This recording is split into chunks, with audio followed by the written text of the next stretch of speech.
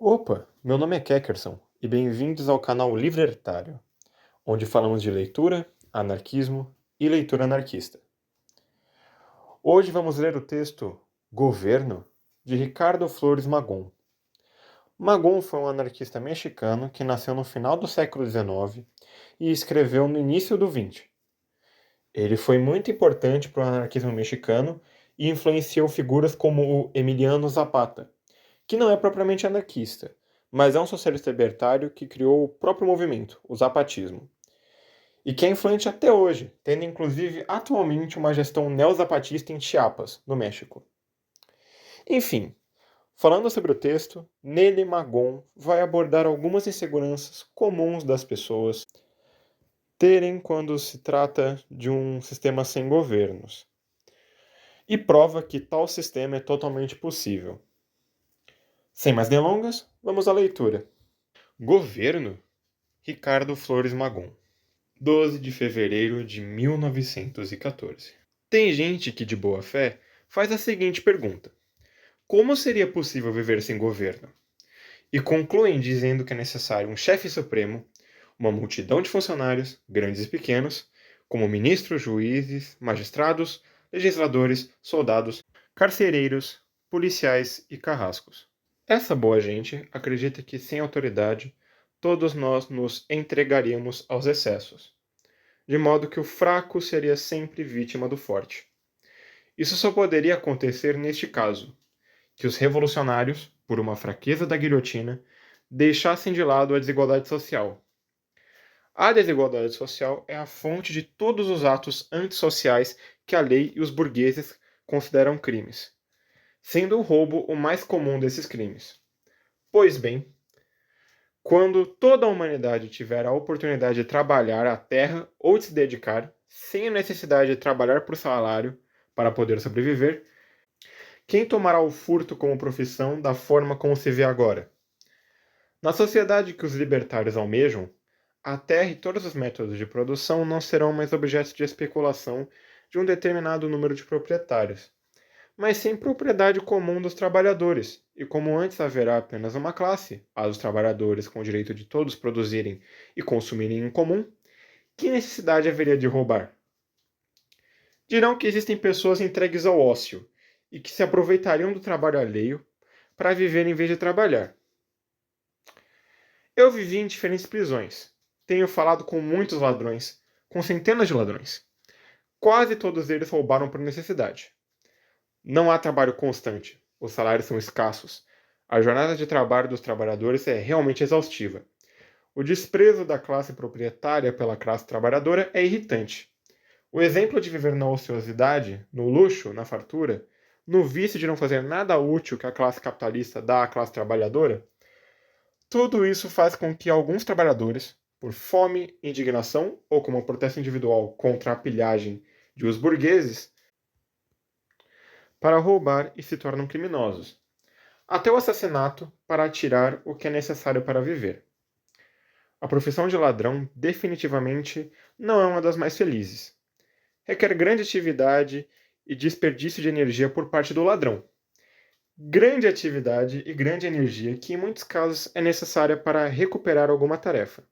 Assim, para completar um roubo, o ladrão tem que vigiar a sua vítima, estudar suas práticas, ter cuidado com policiais, planejar um mapa, arriscar sua vida ou liberdade, em ansiedade contínua, sem limites neste caso de trabalho, e assumir que um homem não vem a ele em busca de felicidade, mas forçado pela necessidade ou pela raiva de se ver na miséria, quando ao seu lado passam os ricos embriagados de vinho, de luxo, a boca retorcida pelos soluços da sociedade, vestidos de camurça e finas roupas, envolvendo em um olhar desdenhoso os pobres que sacrificam na oficina, na fábrica, na mina, no sulco.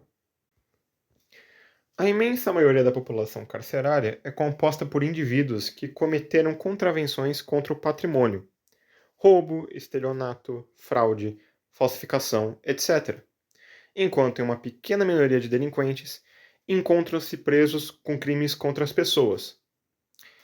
Abolida a propriedade privada, quando se tiver todos os meios para escolher um trabalho que lhe agrade, mas que beneficie a comunidade, Humanizar o trabalho em uma virtude que não vai afetar o patrão e enriquecê-lo, mas para satisfazer necessidades, devolver à indústria os milhares e milhares de trabalhadores que hoje encurralam o governo em seus gabinetes, nos distritos e nas próprias prisões, todos serão postos a trabalhar para ganhar o sustento, com a poderosa ajuda de maquinário de todo tipo. Será necessário trabalhar apenas umas 2 ou 3 horas diárias para ter tudo em abundância. Haveria então quem preferisse o roubo a poder viver?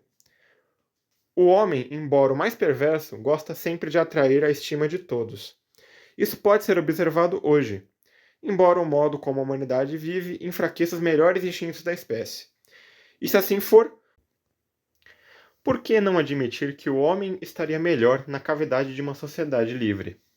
No que se refere aos crimes contra as pessoas, a maior parte é produto da doença em que vivemos. O homem vive em constante estado de nervosismo e excitação.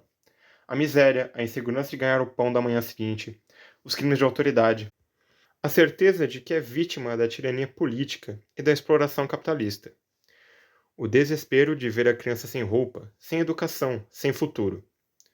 O espetáculo, nada construído da luta de todos contra todos, que nasce especificamente do direito de propriedade privada, que facilita aos astutos e maliciosos acumular capital explorando os trabalhadores, tudo isso e muito mais enche o coração do homem de amargura, torna-o violento, raivoso e o incita a sacar um revólver ou uma adaga contra muitas vezes por questões triviais.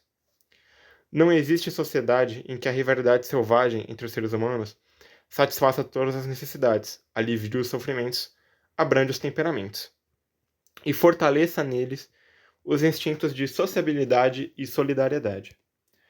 Todos são tão fortes que, apesar das disputas mundanas de todos contra todos, não morreram nos seres humanos.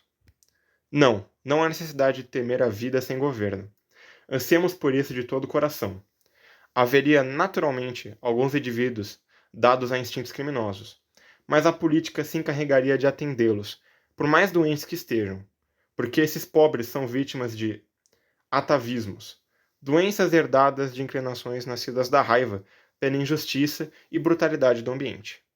Mexicanos, lembrem-se de como viviam as populações rurais do México. O comunismo foi praticado nas cabanas rurais.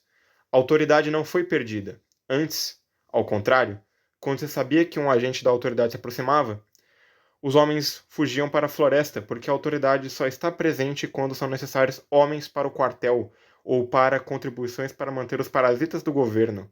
E mesmo assim, a vida era mais tranquila naqueles lugares onde não se conheciam as leis nem a ameaça do policial com seu bastão. Ninguém sente falta da autoridade, exceto para manter a desigualdade social. Bom, esse foi o vídeo. Agradeço por ter assistido. Se gostou, deixa o like, compartilhe e comente sugestões, perguntas, pedidos de leitura, o que for. Como eu não consegui me estender muito na vida do Magon e na complexidade interessantíssima do zapatismo, eu vou deixar linkado na descrição 2 vídeos de um canal que eu gosto muito, chamado Propaganda pelo Vídeo. Ele fala desses temas nesses 2 vídeos que eu vou linkar. Ele também tem vídeo sobre o Kropotkin e o Bakunin, que eu também recomendo bastante. Eu recomendo todos os vídeos do canal dele, na real. Gosto muito, muito mesmo. Só não deixei os links nos outros vídeos sobre, respectivamente, o Kropotkin e o Bakunin, por 2 motivos. Primeiro, porque eu esqueci. Eu sou apenas humano, apesar de tudo. E segundo, porque esse autor é relativamente menos conhecido do que os outros 2. Porque eles são considerados autores clássicos. E o Magon, além de meio que fugir um pouco desse, sei lá, esse chifre dos autores clássicos, ele também é um latino, como vocês puderam perceber, ele é mexicano. E a gente sabe que quando uma pessoa foge do miolo ali da Europa, indo um pouco para a Ásia, assim, tipo um pedaço da Rússia ou algo assim, esse tipo de país, a gente sabe que a obra dele sempre é mais inviabilizada. Então eu vou deixar aqui recomendado para você compreender melhor quem foi o Magon e também um pouco sobre o zapatismo, porque o zapatismo não é uma teoria diretamente anarquista, mas é uma teoria libertária, socialista libertária. E é muito interessante. E como eu disse no início do vídeo, está até hoje funcionando. Tem em Chiapas uma gestão neo-zapatista, né? Uma nova forma de zapatismo. Bom, basicamente é isso. Então, eu já falei tudo o que eu precisava. Até a próxima e sejamos sempre livres pensadores. Um abraço para vocês aí.